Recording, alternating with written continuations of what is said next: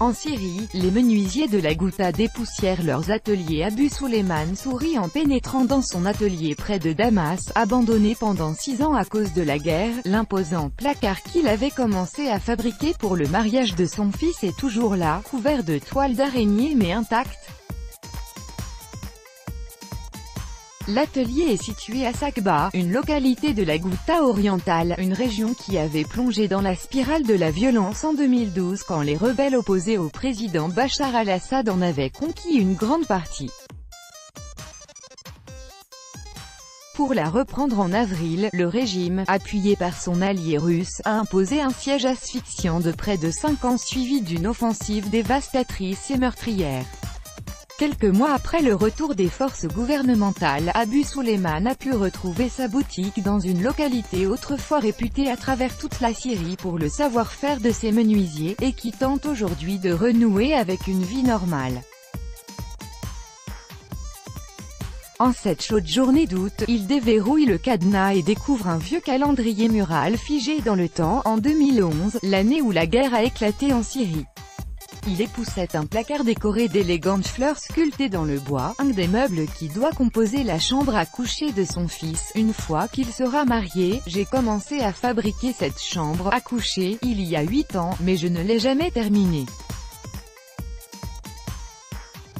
Lâche l'homme aux cheveux grisonnants, prêt à recommencer. En 2011, au moment des manifestations pro-démocratie réprimées par le pouvoir, l'artisan de 53 ans avait poussé son fils à quitter la Syrie, craignant que la situation ne dégénère. J'attends son retour pour qu'on puisse terminer la chambre ensemble.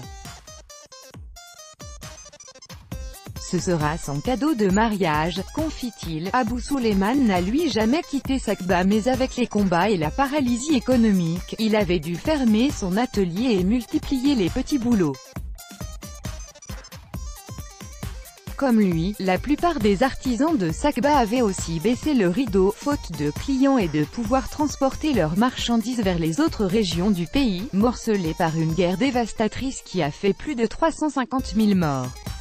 Un menuisier syrien effectue des mesures dans l'atelier du fabricant de meubles Youssef Al-Kabouni à Sakba, près de Damas le 13 août 2018. Copyright AFP, Maher Al-Mounès. Avant le conflit, les centaines d'ateliers de menuiserie de Sakba vendaient leur production dans toute la Syrie mais aussi au Liban, en Jordanie, dans les pays du Golfe ou à Chypre, assurent des artisans locaux.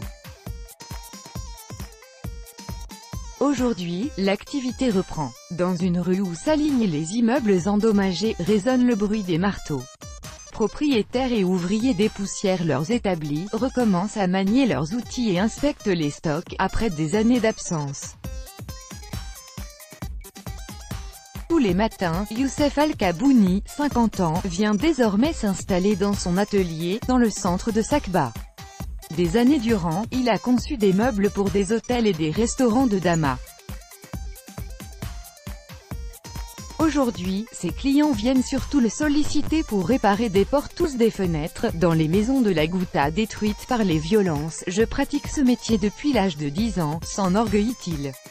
Durant les années de guerre, on a complètement arrêté de travailler, mais maintenant je suis prêt à recommencer. Métier d'avenir. Pendant les années de siège pour faire face aux hivers très rudes, aux pénuries de carburant et à une situation économique difficile, les habitants détruisaient leurs meubles pour se chauffer avec le bois ainsi coupé ou pour le vendre à d'autres personnes. J'arrêtais les gens qui voulaient casser leurs meubles pour en faire du bois de chauffage, se souvient en souriant le menuisier Abou Nader. Je les suppliais de ne pas faire ça. J'avais l'impression que chaque morceau de bois travaillé à la main était une partie de mon cœur, ajoute-t-il. Dans l'atelier de Oussam Obed, plusieurs menuisiers du quartier sont rassemblés autour d'un thé, le temps d'une pause. L'artisan de 46 ans vante les mérites de Sakba, surnommée « la cité du meuble ». Ici, chaque famille compte au moins 2 ou 3 menuisiers, lance-t-il avec enthousiasme.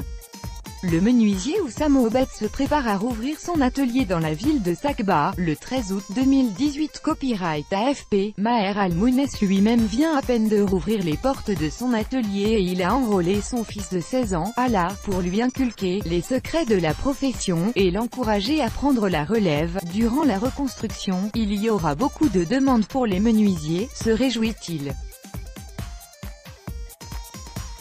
Et de conclure, c'est le métier de l'avenir. Tout le monde veut reconstruire sa maison, refaire ses portes et ses fenêtres. Tout droit de reproduction et de représentation réservé. Copyright 2018, Agence France Presse.